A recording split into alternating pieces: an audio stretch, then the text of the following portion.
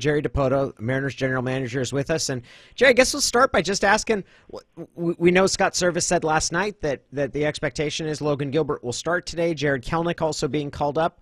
What's your feeling about today's? What are you feeling right now on this day that those guys are expected to make their major league debut? Wow, this is it's a great day. It's so fun. I'm really disappointed that Paul didn't get to ask me this question. I know. I was so excited. I stole the thunder. I didn't even think about that. Yeah, we've reached that day, and it's really been a fun week. You know, about 2 weeks ago, as we continue to evaluate our roster, we made the decision that this is the way we were going to do it, and we were set on trying to find a way to start at least start Jarred's career at home. You know, with Logan, the pitcher, it's a little more difficult to pick the specific date and time, but you know, in his case, this wound up being the 6th day for him after his outing last Friday in Tacoma. So it worked out as best or as perfectly really as it could, and for the two of them to join today, add a little bit of energy to the environment, and, you know, more specifically, just kick off their major league careers, because we think both of them are going to be here for many years, contributing to what we hope is, you know, the turnaround that we've been looking forward to since we started this a couple of years ago. It's got to be exciting. I imagine also a little anxiety because the rebuild's been basically in your control for the last couple of years, and now you finally get to see it in action, for better or for worse. You know, you feel this kind of light anxiety every time one of your minor leaguers debuts in the big leagues. It's actually a really cool feeling, almost like a parent. You know, when your kids are growing up, you send them off to school, and it's high school, they leave for college, and you know, the first time they drive, every time you get that pang of anxiety. And it's true. It's true with Kyle Lewis, with Wyatt Mills, with Evan White, and you know, and even those who we acquired in trades. And I don't know if that's because we don't want to see them fail, and that's where you're getting that anxiety from, or it's just simply that nervous energy that comes with watching something you're so excited for. But either way, it's a great day for us organizationally, and you know, our scouts and our player development people. There's nobody working for the Mariners isn't going to be dialed into something, you know, some sort of TV or social media, letting them know what's happening in the game. I'll say this, there's nobody who roots for the Mariners who's not going to be dialed in and watching what happens. I remember exactly where I was when I found out that Felix was getting called up, and it was against Detroit, and these are those sort of moments. It's exciting when you have prospects and players of this caliber. Jerry, you mentioned that sort of over the last week coming to this decision that now was the right time. Why did you guys decide that now was the time to make these moves? You know, leaving spring training, we had a clear design for both guys, and sat down with Jarred and walked him through, you know, what we wanted to see and what we were hoping to achieve by sending him back to Tacoma. You know, and frankly, the assignment to Tacoma was fortunate because we were actually considering Arkansas to take advantage of better weather, and then it wound up being that so that he could play every day. And, you know, Tacoma, fingers crossed, they were able to get their games in, and it's been a wonderful start to the season. But that was also the only place that we could make a call-up. You know, we can't call a player directly from AA right now. And we were considering the same thing with Logan, just, again, to try to take advantage of more predictable weather. And, you know, long story short, they wound up in Tacoma, and, you know, from the start of spring training, Logan actually from the end of last season, August, September of last year, we had talked about with Logan building an inning count and slowing down the start of his season so that we could manage him through the end of the season. You know, and we're hoping to be able to get him out there at 110, 120-ish innings, and, you know, we'll govern that or measure it as we go. We don't want to be hard fixed, but that's the goal. And, you know, right about middle of May was going to be the point where a series of 5 to 6 inning starts were going to land us in that zone. So this was always the plan with Logan. And, you know, with Kel, we sent him back to the co-op when we left Arizona. And from the time we left Arizona until we get here today, he wound up achieving about 140-ish plate appearances between the co-op and minor league camp and spring and the minor league spring training, and then the assignment to Tacoma. And everywhere he went, from major league camp to co-op to spring training to Tacoma, it was loud. I want to say the low mark was right about 1,000 OPS that he had in the big league camp. So it just continued to manifest itself, and this kid's ready, and he's shown us in every way. We challenged him with a lot of assignments versus left-hand pitching, some fabricated, some naturally occurred, and he killed that too. He was terrific, and he deserves the opportunity. He's worked very hard for it, as has Logan, and to do it together like this, to start a homestand, was, we thought, the right thing to do organizationally, rather than debuting them on the road where it was less exciting. And we're not trying to naturally put any more pressure on them, but it's fun for the fans, it's fun for the organization, and it happened to naturally line up with where we were in our schedule and Logan's outing.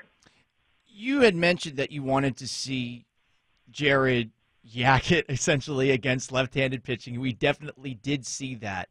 But it is only 5 games at the AAA level. Every prospect is different. Historically, usually takes a little bit more seasoning before you see a prospect like Jarred Kelenic make his debut in the majors. What makes him different? It's the reality is where we are in 2021 is just different than any other minor league season. And what looks like 6 games against AAA pitching has actually been a month and a half. The players who would otherwise have been in AA, AAA, they were playing in Arizona or in alt sites somewhere, and these players have been accruing experience. We just didn't register it, so it's not showing up on an internet website. It's not going to be logged on the back of a baseball card, but it did happen. So we were trying to be open-minded to all of the different effects of this season and not be linked to just what's most obvious. And, like I said, I laughed out loud when his first at bat against the lefty in Tacoma hit a home run. It's appropriate to the individual. He accepts every challenge. He has a definite swagger to him when he walks into a ballpark. And we think that's going to really help us develop, whatever personality this group of players is going to have as we evolve toward a contender. We feel like it's really starting to happen in higher gear now, and perhaps starting today, which is a really fun thing to think about. Jerry Dipoto is with us, and just a couple more quick questions. Jerry, I know that Scott mentioned last night Taylor Trammell might be one of the considerations, moves that you will have to make some roster spots. He had a great spring. What's kind of the next step for Taylor as maybe he gets some time to regroup and maybe a little more playing time? Well, Paul mentioned, how do you know that these players are ready? It usually takes a little more seasoning. And the fact is that you never really know. You believe they're ready, and you give them an opportunity. And, Taylor couldn't have been more impressive in spring training. And obviously there's been a little bit of a struggle here for him the first, 6 weeks of this season. And we just feel like he needs to go play. He needs to go play. We need to see him do a better job of recognizing pitches. And here over the last 2 weeks, especially due to some struggles against the lefties, we don't want to see young players who haven't yet fully matured into who they're going to be as baseball players sitting there in a platoon role. Guys who we feel like have the ability to turn into everyday players. And we feel like Taylor is that player. Frankly, we feel like Jarred Kelenic is that player. And one of the challenges we laid in front of him was to avoid, what we started to see develop with Taylor. And like with any of our players, if we see an opportunity and there is a chance to go and help them reset, we're going to do it. And that's this time with Taylor. He'll be back, and he'll have a criteria for advancement. He's also going to have something to focus on while he's there, and he's never played at that level. So this will be a challenge for him as well. But we're equally as excited, actually even more optimistic about what his upside is than we were the day we acquired him. the big leagues is tough, and not everybody, it's not binary, and not everybody progresses at the same rate, and we have to be conscious of that organizationally. Optimally, Jerry, where would you want Jarred to bat in the lineup?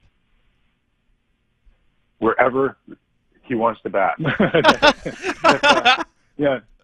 I think the reality you saw, we had him in Tacoma. We hit him lead off throughout the spring. We in co-op and spring training, we hit him lead off, and we were doing it to maximize the number of plate appearances he got. He was getting 4 or 5 a day, and I think the same thing generally holds true. But more importantly, in this group of players that we currently have, we feel like Jarred has the on-base skills. He has the discipline in his approach, and he's a fire starter. He gets things going. So I think you'll see him more often than not hitting at the top of the lineup, and it gives us a better balance. And we want to see the offense really get kick-started. You know, it's amazing that we've been able to battle to the point we have at 18 and 19, and the last week hasn't been a lot of fun. We just haven't played well over these last 10 days or so, and we've been able to manage to hang in there, so to speak, from a record perspective, without really having very many of our guys clicking yet. And hopefully this gives us that start, and we'll see Jarred out there at the top of the lineup and see how it goes, because he's fun to watch, and we'll see if he gets that fifth at bat every night and what he does with it. Since I didn't get to ask it, Jerry, I'll ask it about somebody else. When's Julio Rodriguez coming up?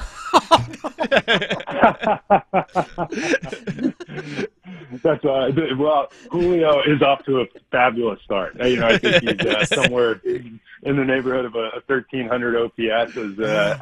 I can't tell you he's the youngest player in the A Advanced League, but he's among them, if not.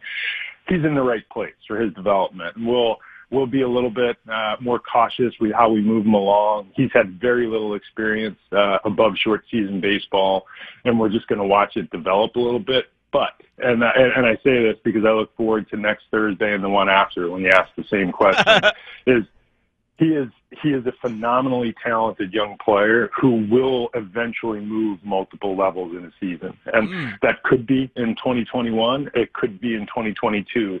But we see Julio as unlikely to spend a full season at any level until he gets to the big leagues from here on. He's that kind of talent, and I think you're going to see him hop quite a bit. Jerry, it's always great to talk to you, and I do always appreciate kind of how open you are and sharing kind of with the organization's process. And on today, it's really been insightful to kind of provide some context of something we're all excited about seeing today with Logan Gilbert and Jarred Kelenic being up there. Thanks so much, Jerry. Thanks, Jerry. You got it, guys. Talk to you next time.